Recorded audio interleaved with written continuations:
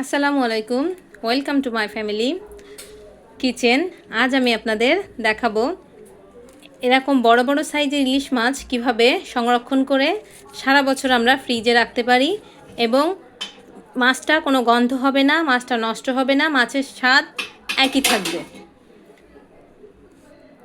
এই মাছগুলো 1 কেজি 300 গ্রাম 400 গ্রাম এরকম। এখন এই মাছগুলো কিভাবে আমি সংরক্ষণ করব সেটা আপনাদের দেখিয়ে দেব। আমি প্রায় 20 কেজি ইলিশ মাছ কিনেছি। এই পুরা মাছগুলো আমি এখন প্রক্রিয়াজাত করে ফ্রিজে রাখবো। কিভাবে এটাকে আমি ফ্রিজে সংরক্ষণ করে সারা বছর ভালো রাখতে পারি সেটাই আমি আপনাদের দেখিয়ে দেব। দেখেন আমি কতগুলো মাছ নিয়েছি। এই সবগুলো মাছই আমি সুন্দর করে ফ্রিজে রাখবো যাতে সারা বছর এর স্বাদ এবং গন্ধ একই থাকে। প্রথমে মাছগুলো এভাবে একটা শুকনো কাপড় দিয়ে খুব ভালোভাবে মুছে নেব, যেন মাছের গায়ে একটু ভেজা না থাকে। মাছটা খুব সুন্দর করে শুকনো কাপড় দিয়ে মুছে নেব।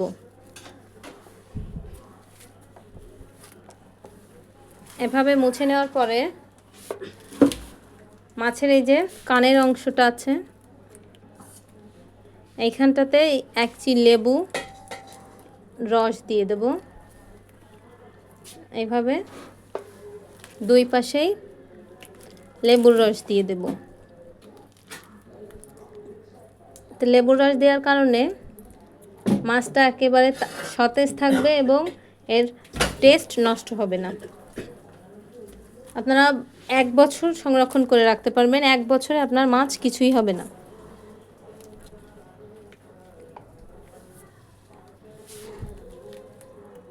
এই যে লেবুটা দেওয়া হয়ে গেল। এখন একটা পলিথিন নেব।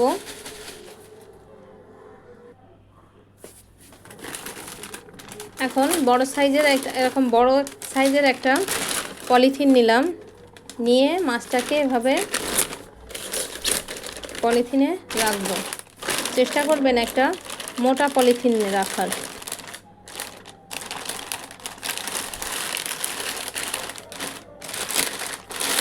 মাছটা এভাবে পলিথিনে এভাবে মুড়ে রাখবো।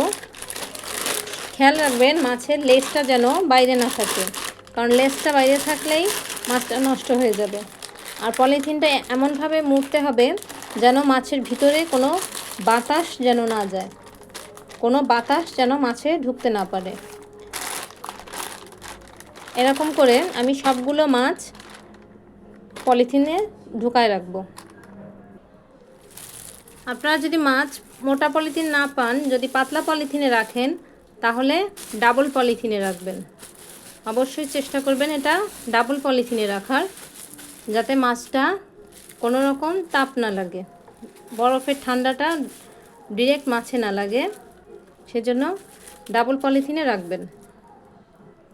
আপনাদের আবারও মনে করিয়ে দিচ্ছি, লেজটা অবশ্যই এভাবে মুড়ে রাখবেন, লেজটা যেন বাইরে না থাকে।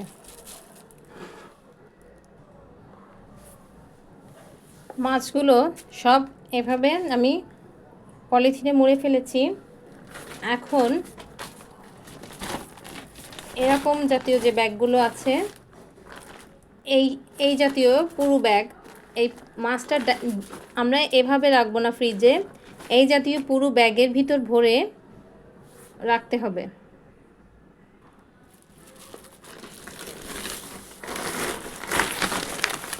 এই ব্যাগগুলোর ভিতর এভাবে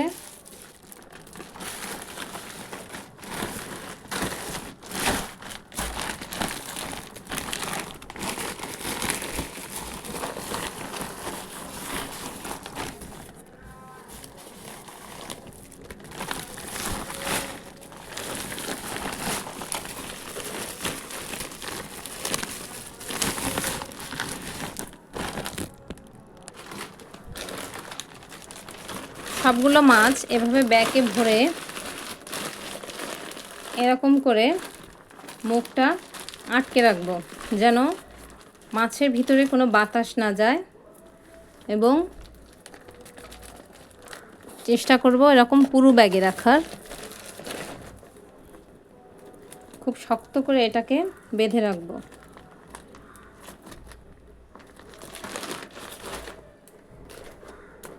এবার এই ব্যাগটা আরেকটা ব্যাগের ভিতর রেখে দিব। সেই ব্যাগের মুখ না আটকালেও হবে, কিন্তু এই ব্যাগটার মুখ আটকে রাখতে হবে।